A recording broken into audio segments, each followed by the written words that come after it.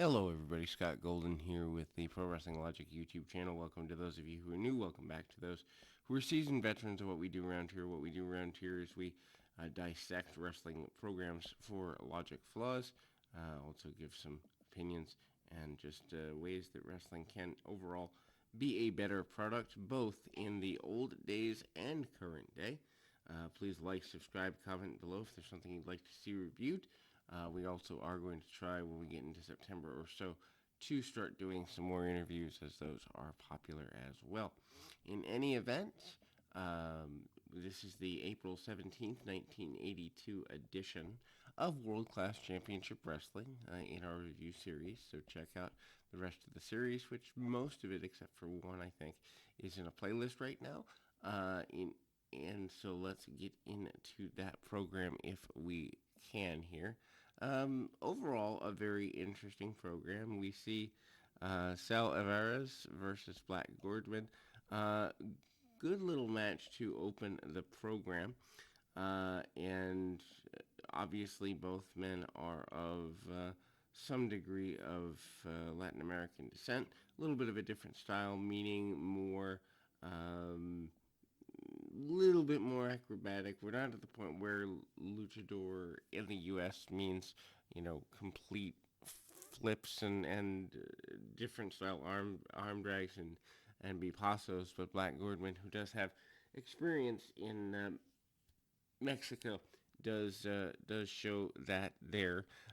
He does kind of a what looks to be an early, very primitive rolling DDT. He does.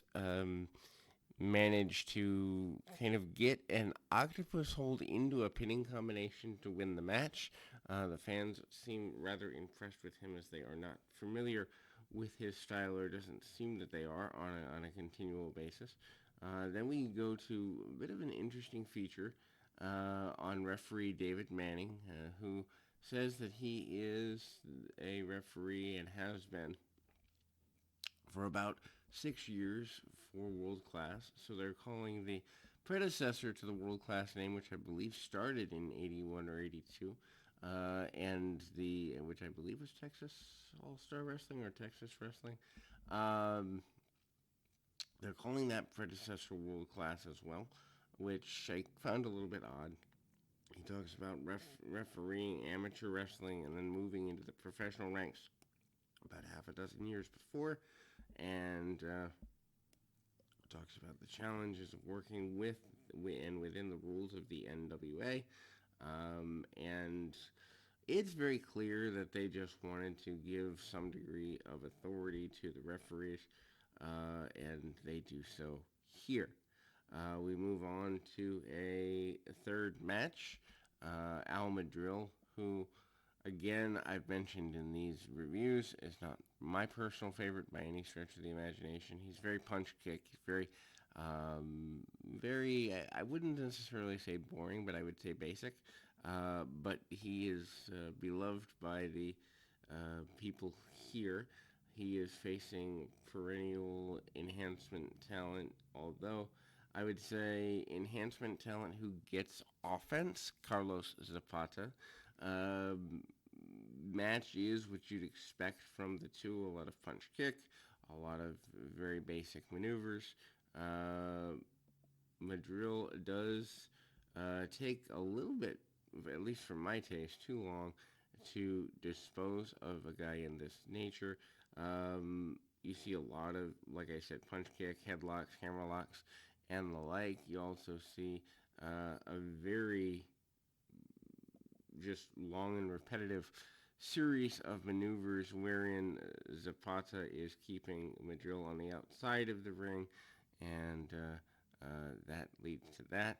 Finally, in a move which surprises lots of people, I would think, Madril manages to hit a top rope crossbody, which is more athletic than I'm used to seeing him, and gets the victory over Zapata in what I assumed, because Madril, I'm gonna call him the king of the Broadway here. He seems, in fact, to go Broadway with almost every opportunity he can. Manages to get the victory. Then we move on to, I guess, what I would consider the factual main event of the evening, even though it's not in the final position of the evening. We move on to Kevin Von Erich versus Bill Irwin in a non-title match for the Texas Championship. Von Erich, Irwin is growing on me again. I hadn't seen a great deal of Bill until watching him here. My exposure to him was Texas Independence, about 15 or well, maybe 10, 12 years after this, and he had slowed down considerably by that point. Um, but he controls Kevin extremely well. The story of the arm being worked over for several minutes is told well. Kevin being in control of that. Irwin always slowing the match down, using the ring, the buckles, and his speed. There's a sunset flip towards the end of the match, which sets up the finish actually very nicely as Kevin hits a beautiful top rope sunset flip like maneuver to gain the victory.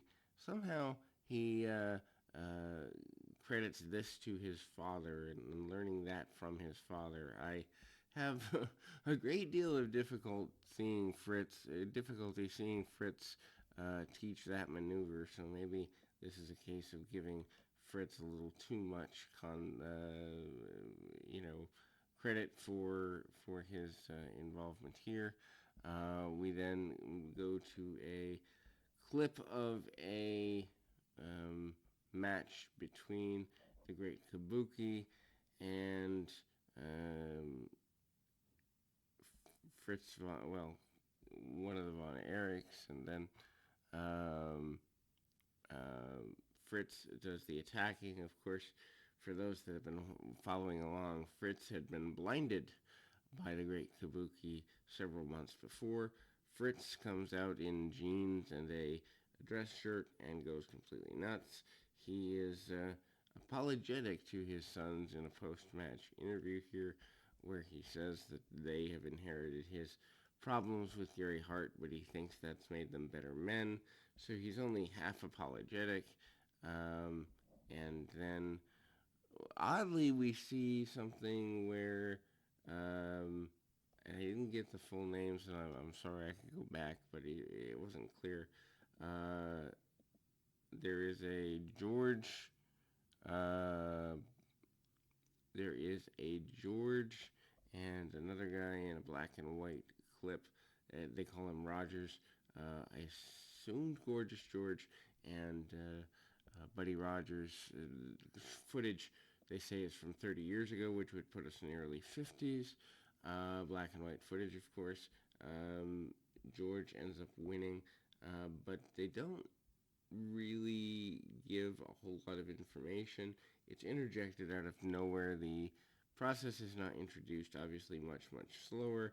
A whip into the corner buckle actually leads to the victory.